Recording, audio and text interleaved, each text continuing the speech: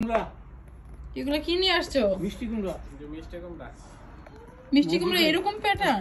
মসজিদে ওই যে উইলস্টন হাবের মধ্যে হেরা অনেকগুলো উঠাইছে, উঠাই পরে নামাজ পড়তে যারা গেছে সবাই এটা একটা বাবাটা দেখি, বাবাটা একদম পেঁচানো। হ্যাঁ এটা হাতালন এক জাতীয় স্কুয়াশ, এটা অ্যাকচুয়ালি স্কুয়াশ জাতীয় এটা।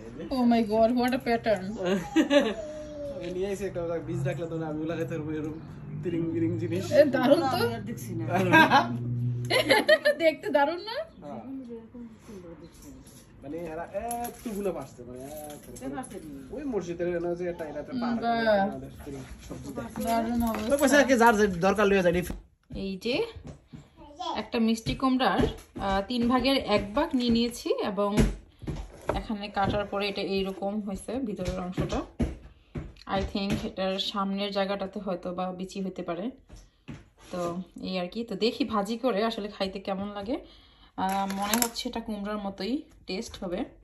তো সুন্দর দেখতে, কালারটাও খুবই সুন্দর। তো কুমড়াগুলোকে ভাজির জন্য এইরকম ভাবে কেটে নিয়েছি।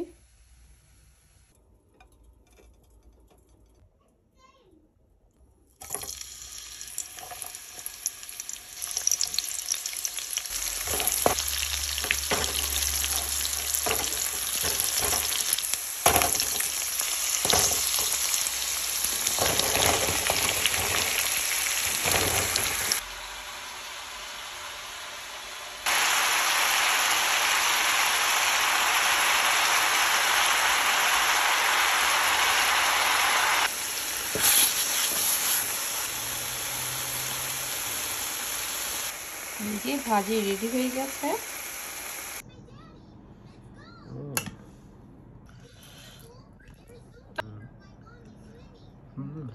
আসলে অনেক মজা। এটা মিষ্টি কুমড়া আর কি, মিষ্টি কুমড়া চাপাইলে যেরকম মিষ্টি লাগে ওইরকম। তবে এটা স্কোয়াশ টাইপের, তো এই কারণে হয়তো একটু অতটা মিষ্টি না, একবার মিষ্টি কুমড়া টাইপের পানসা লাগে, মোটামুটি ভালো। যাক আলহামদুলিল্লাহ, নতুন খাইলাম, একটা এক্সপিরিয়েন্স হলো।